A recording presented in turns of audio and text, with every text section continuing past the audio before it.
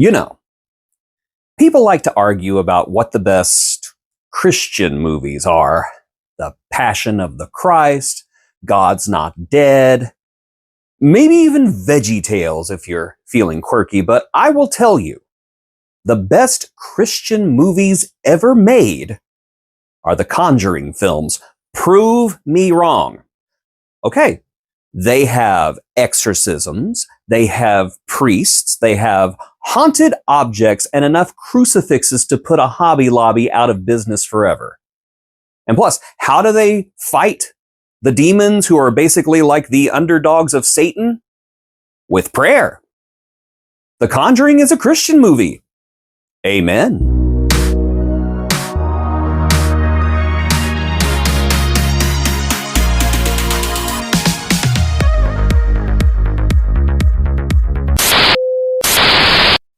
The Conjuring: Last Rites is a 2025 supernatural horror film directed by Michael Chavez, starring Patrick Wilson and Vera Farmiga as our favorite ghost-punching power couple, Ed and Lorraine Warren. This is the 8th film in the Conjuring universe and the 4th mainline entry. It returns to the haunted house format that made the first 2 movies so good. Think jump scares, demonic growling, eyes glowing from the darkness, and a whole lot of people forgetting how a frickin' light switch works. So let's get this out of the way. Ed and Lorraine Warren were most likely con artists. Yeah, I said it. Sorry, not sorry. Listen, they cash checks off of other people's trauma. They conspired with other people to create fantastic hyperbole over bad real estate decisions, and somehow Hollywood turned them into the world's most wholesome Ghostbusters. I'm halfway convinced that the only thing that they were actually haunted by was unpaid credit card bills.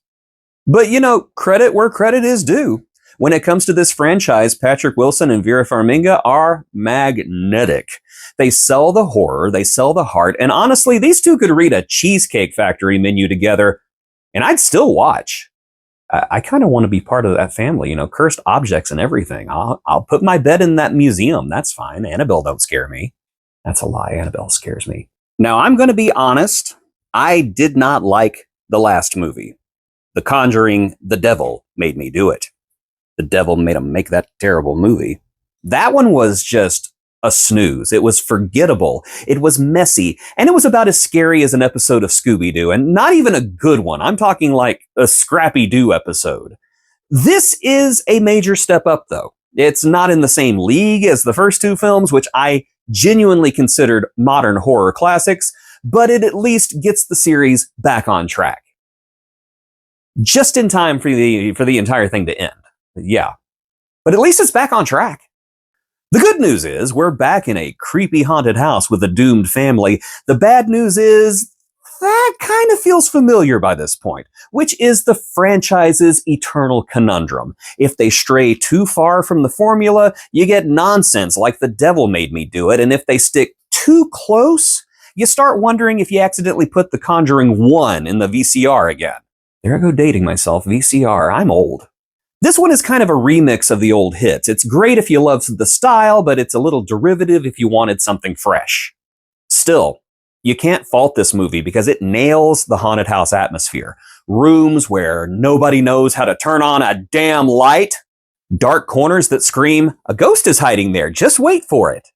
Creepy antiques that don't belong anywhere near a normal family home. Like, oh hey, you're a teenage girl with a wall full of boy band posters. Would you like an antique wood-carved cherub mirror that probably eats souls? That'll really tie the room all together. The scares are solid though. There's tension, there's atmosphere, and there is at least one scene that'll probably make you jump so hard you'll spill your soda on your pants, which is fine, that'll cover up the pee. The Conjuring 4 doesn't exactly reinvent the wheel, but it does feel like you're driving a classic again. What I also appreciate is that the movie goes back to having a family you actually give a darn about. The first 2 movies gave us genuinely sympathetic families, where you wanted to see them all survive, a bit bruised with a whole lot of trauma. This one, well, They have that, but the kids are kinda terrible. Let's be honest, they're less innocent victims and more like annoying teen number 1, annoying teen number 2, annoying child number 1, 2, and 3, who I don't even remember the names of. I wouldn't mind seeing them swatted around a little bit by a poltergeist, but still, you root for them, I guess, so that works. Overall, The Conjuring Last Rites is a perfectly serviceable horror movie. It's not great. It's not groundbreaking. It seems a little bit like what we've seen before, but in a genre that is often defined by the most pure dumpster fires possible, serviceable is practically a win. It is creepy, it's atmospheric, and it does not waste your time. That alone makes it an improvement over the last entry, which I have almost completely erased out of my brain out of sheer boredom. I can't remember what happened in that film. Was there a werewolf? Why do I think there's a werewolf? So no, Last Rites doesn't reach the terrifying heights of the first 2 films, but it is a strong enough note to end the series on.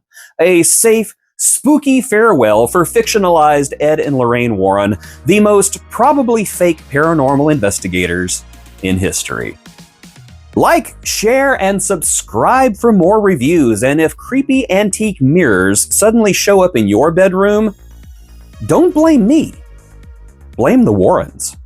And be sure to join us next time to find out what Jason watches!